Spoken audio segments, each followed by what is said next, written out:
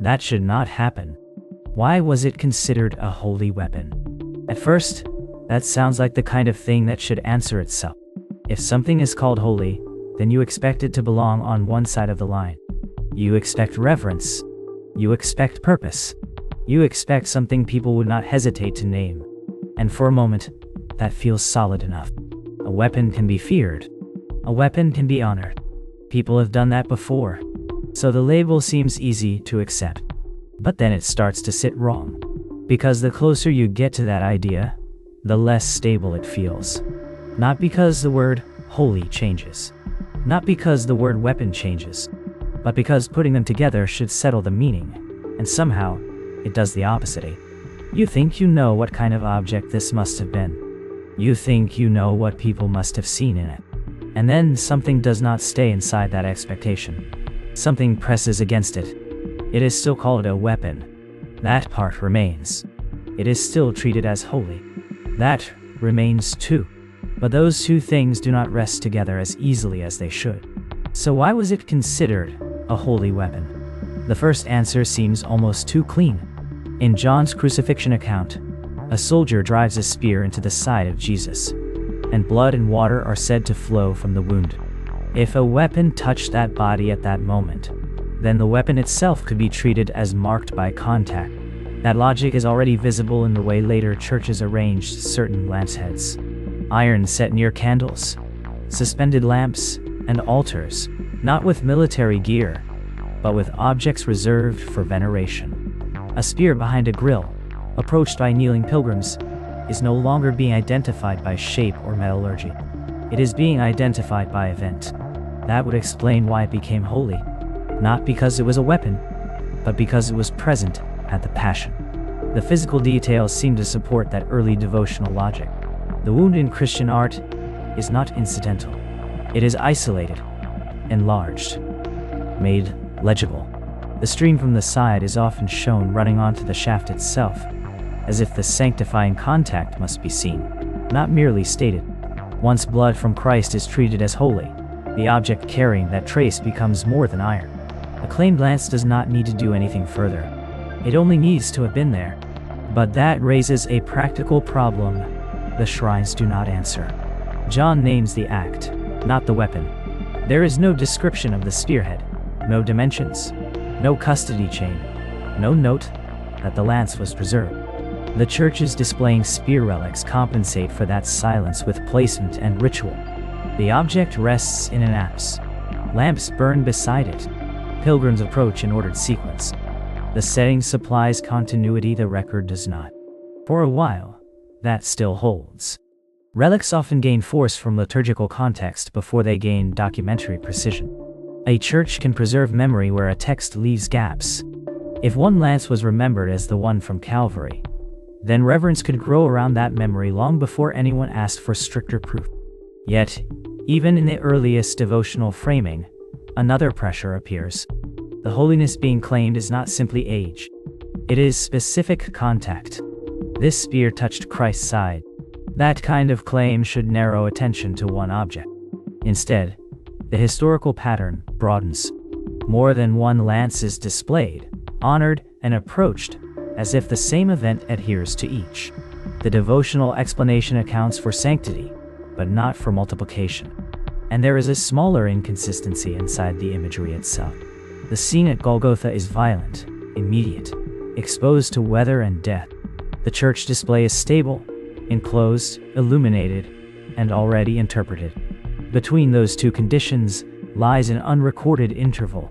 How did a battlefield implement become an altar-adjacent relic? Was it recovered at once, preserved by witnesses, rediscovered later, or identified through tradition after the fact? The surviving arrangements do not say. They show the end state: iron near lamps, pilgrims at the grill, while the crucial transfer remains unwitnessed. So the first explanation remains persuasive because it fits the theology of contact. A spear that pierced Jesus could become holy. But the closer the claim is tied to one unrepeatable moment, the more sharply the missing name, the missing chain, and the later abundance of holy lances begin to press on it. At first, the weapon seems easy to classify. In the crucifixion account, a soldier opens Christ's side with a spear. If blood touched the iron, then any lance believed to be that one could be treated as holy for the simplest possible reason: contact. That would explain why a spearhead could end up behind lamps and candles, why pilgrims would kneel before something shaped for war. But the records do not stay that narrow.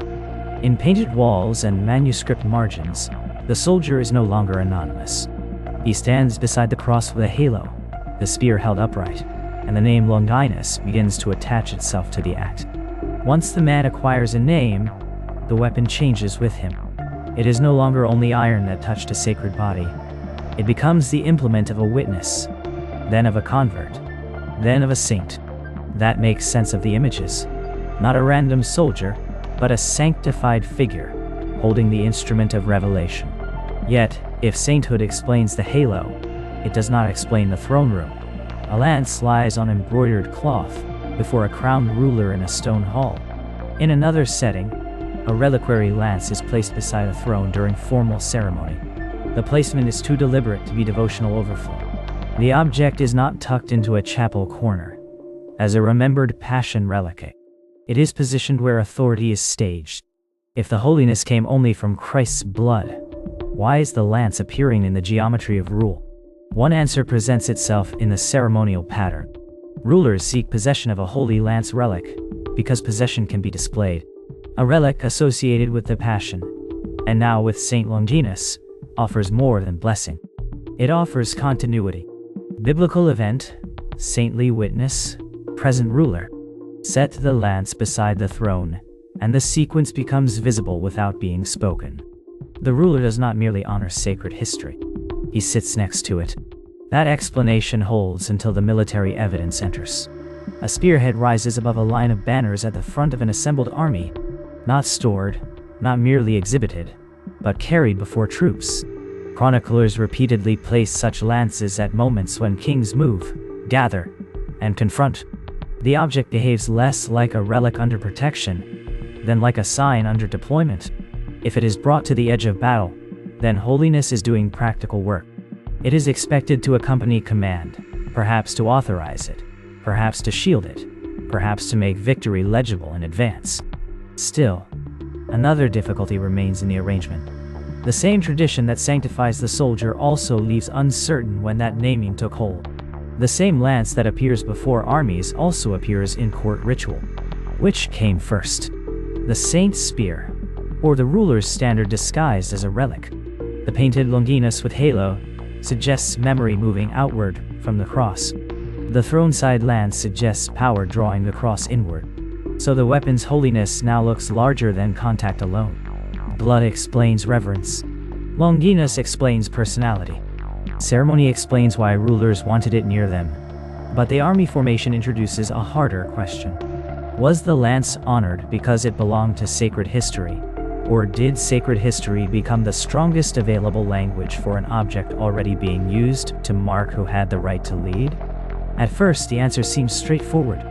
The weapon was holy, because it had become part of the same visual field as rule itself.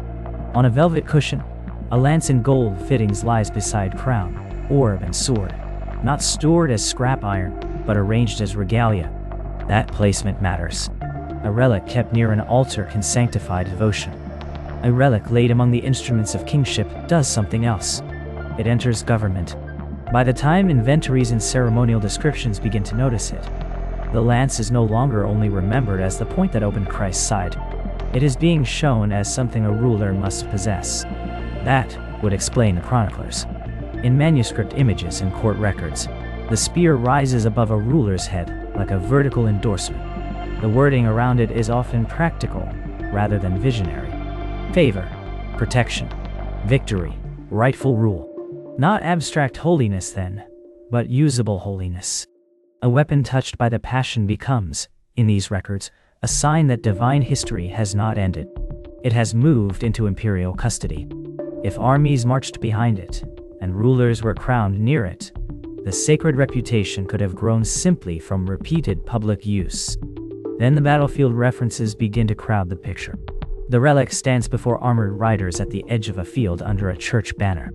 Chroniclers connect possession with success, but the sequence is hard to pin down. Did victories make the lance famous? Or did fame make later victories gather around it in writing? The records often survive from courts that already had reason to praise both ruler and relic. A sign of God's favor is easy to identify after the battle is won. Still, the ceremonial pattern is hard to ignore. Incense smoke drifts around the lance in a cathedral nave while a crowd watches. Public display does not prove origin, but it does explain reputation. The object is seen, named, elevated, and repeated in settings where authority is being made visible. A relic carried before armies, placed with regalia, and shown in liturgical space would accumulate force even without fresh miracles. Holiness, in that setting, becomes measurable by placement. Before troops, beside the throne, within the rite. But if ritual alone accounts for it, why this object and not any other weapon in a treasury? The chroniclers do not describe an anonymous ceremonial spear. They write as though the lance already carries inherited power, as though battlefield success confirms something older rather than creating IT. That older layer points back to the Passion, yet the chain between Jerusalem and imperial possession remains thin, where the later confidence is strongest. And there is another pressure in the object itself. Gold mountings and careful presentation suggest reverence, but they also suggest adaptation. A weapon honored for victory can be dressed to match a crown. A relic honored for contact with Christ can be carried into war. Which function came first is less visible than the final arrangement on the cushion. By then the lance is doing several jobs at once. Relic, insignia, battlefield standard, proof of favor. That combination may be the real reason it was considered holy. But if holiness came from this fusion of passion, memory, and royal use, the next question is waiting in the treasury itself. What happens when more than one lance claims the same history? If the weapon was holy because it was the spear from the crucifixion, the search ought to narrow toward one surviving object. Instead, the record opens into 3 display cases.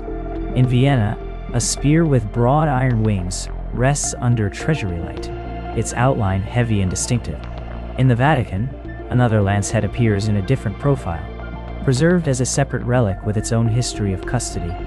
In Echmiadzin, a 3rd spear stands beneath Armenian lamps, equally identified within its own devotional setting.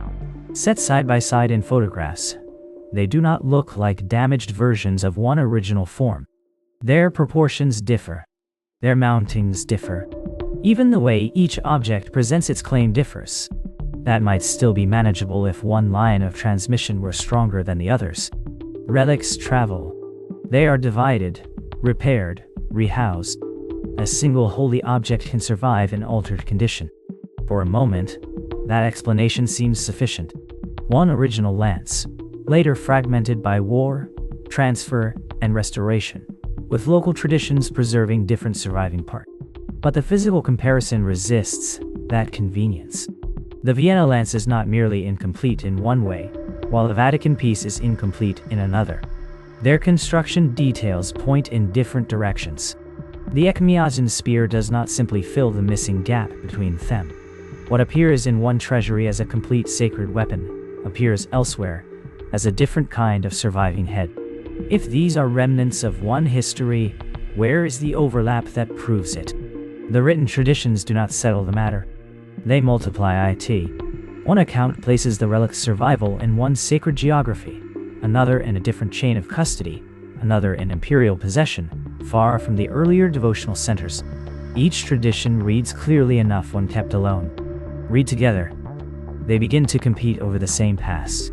The question stops being which object is genuine and becomes more awkward. When did communities begin speaking as though their own lance had always been the one? That pressure changes the meaning of holiness. Perhaps the weapon was considered holy not because anyone could verify uninterrupted material continuity, but because a community inherited a persuasive location, a persuasive story, and a visible object to anchor both. That would explain why different churches could preserve different lances without treating the contradiction as fatal. A relic's authority often grows where ritual, memory, and custody reinforce one another. Yet the objects themselves keep reopening the older question. Their shapes are not neutral containers for belief. They make specific claims simply by existing in iron. A broad-winged spear in Vienna suggests one lineage of manufacture. A differently profiled lance head in the Vatican suggests another. Echmiazin's relic stands within still another historical environment. If holiness attached mainly through tradition, why preserve the insistence that this was the weapon, not merely a commemorative substitute?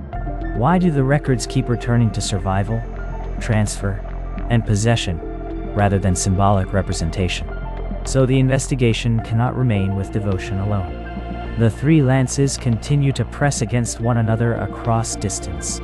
Three forms, three custodial histories, three sacred settings, each stable when viewed separately, each less stable in comparison. The weapon was considered holy, certainly, but whether that holiness began in one object and spread outward, or arose independently around several competing claimants, remains lodged in the gap between the cases. At first glance, the answer seems to be sitting in the metal itself. The lance in Vienna is no longer presented as a plain weapon. A dark iron body runs through the center, but a bright sleeve grips it at the middle, enclosing a narrow insert shaped like a nail. Gold bands tighten the cracked junction and carry inscriptions. The whole thing is framed like a reliquary, so that only selected portions of the corroded core remain visible beneath polished additions. If a weapon was believed holy because it touched the Passion, this arrangement makes immediate sense. The object has been rebuilt to display that claim. The nail-like piece points toward the crucifixion. The inscriptions tell viewers what the iron means before they ask. The mountings do not merely preserve it. They instruct devotion. That would explain why it was considered a holy weapon. Not because every visible part had to come from Golgotha, but because the object had been made legible as a Passion relic. Candles burning before it complete the process.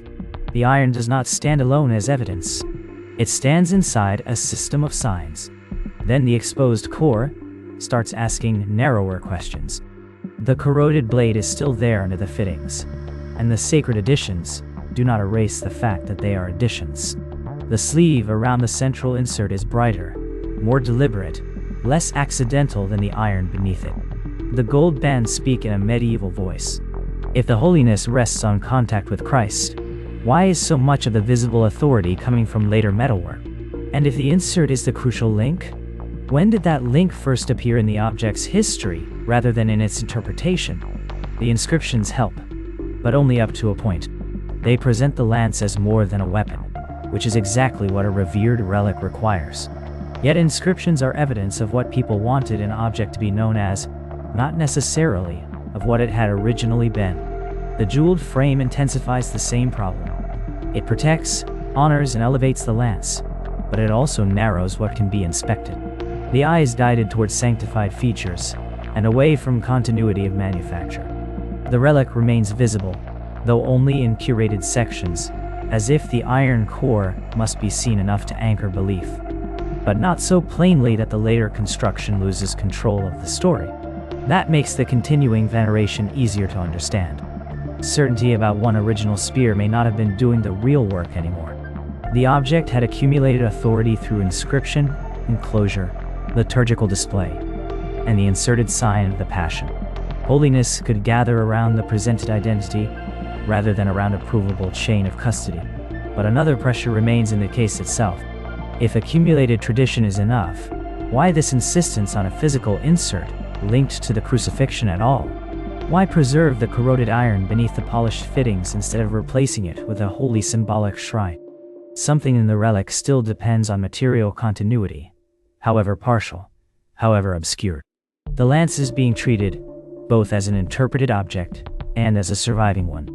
The candles before it honor the finished, sacred form. The exposed iron asks how much of that holiness still depends on the claim that something inside the mountings was there from the beginning. On the table, the spearhead looks less like a biblical certainty than a problem in iron. Corrosion has opened the surface into scales. Beside it, calipers and a date chart reduce the object to dimensions, alloy behavior, construction phases. If the weapon was considered holy because it was the spear from the crucifixion, this should be the point where the claim either holds or breaks. Some examined sections do not point to the 1st century at all. They fit more comfortably in the early medieval period. The blade profile complicates it further. Thick, angular, not an easy match for the Roman forms usually proposed for execution-era military spears. That seems to settle one question. The holiness did not come from simple material continuity. But then the object itself refuses to stay simple. A closer view shows later metal strips riveted over an older iron core. The additions are not random repairs. They organize the spear visually. They frame it. They turn damage into a center. If the core was already old, why preserve it this way instead of replacing it? Why bind it so carefully unless the iron underneath had already become something more than a weapon? The answer appears in the fittings. Sacred additions were made to connect the lance with Christ's passion. A nail-like insert, bright against the darker iron, draws the eye toward crucifixion symbolism, whether or not the blade began there. Inscriptions and mountings do not merely protect the object. They instruct its identity. The relic starts to make sense as a constructed holy thing, not because investigators can prove it pierced Christ, but because generations physically built that meaning onto it. Yet, the construction raises another difficulty. If sanctity was added later, why did rulers treat the lance as if its power were already active? The same object stands upright in a coronation, setting beneath chandeliers and imperial banners. Here, the iron is no laboratory specimen. It is positioned among authority, ceremony, succession. Records place such lances in rites where possession mattered publicly and repeatedly. That gives a practical explanation for reverence. Holiness persisted because the object functioned inside imperial ritual. It was seen, carried, displayed, sworn beside. A relic used this way would accumulate force even under uncertain origins. But chronology keeps pressing. Did the ritual importance create the sacred identity? Or did an earlier sacred identity justify the ritual use? The metal strips suggest one sequence. An older object receives passion-focused enhancement after its physical form no longer speaks clearly for itself. The ceremonial setting suggests another. The lance had to appear ancient and charged because coronation culture required a visible sign of divine mandate. If so, which came first? The relic's claim to Christ or its usefulness to empire? The measurements do not answer that. The shape comparison does not answer it either. Even the medieval dating only narrows one part of the object, not the whole chain of belief around it. What remains on the table is an iron core that does not cleanly fit the gospel world, wrapped in additions that insist on the passion, and a record of public use strong enough to make uncertainty survivable. The question is no longer only whether this was the spear. It is why an object that could be examined, repaired, reframed, and ceremonially elevated still needed to be this spear, and why that need proved stronger than the mismatch in the metal. The question looks simple when you enter the choir.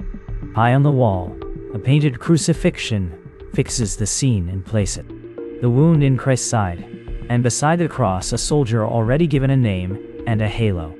If the weapon was holy, perhaps that is enough. John's Gospel supplies the piercing. Later tradition supplies Longinus.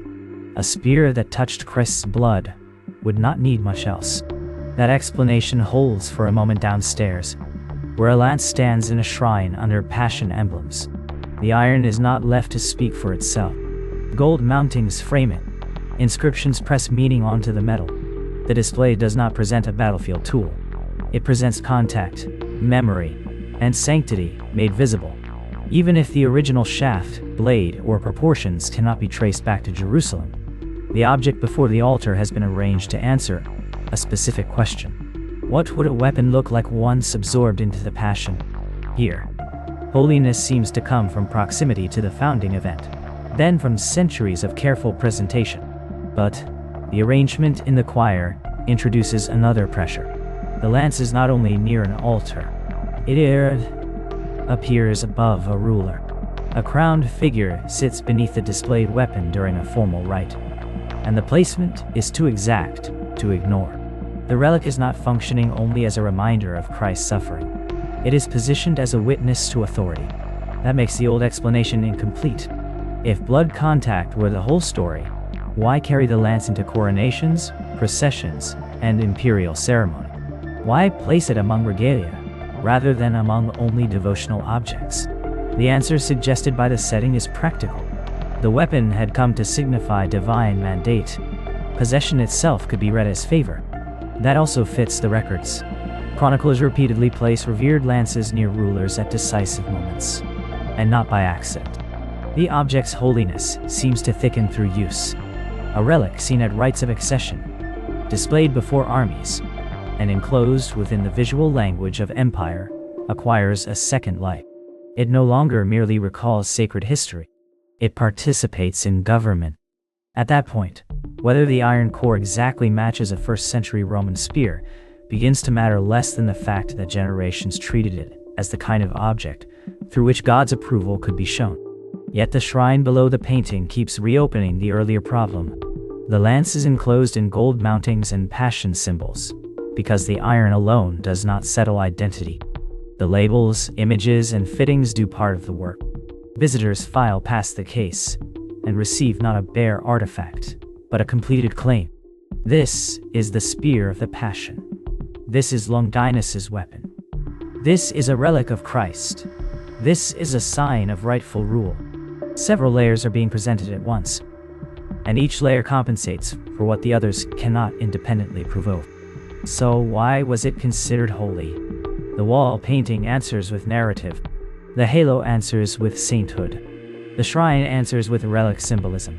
The throne answers with political use. None of them fully secures the iron. Together, they make the weapon difficult to separate from holiness at all. And that leaves the most awkward question still standing in the choir. If sacred identity could be built this densely around a lance, what exactly would authenticity need to look like in order to dislodge it?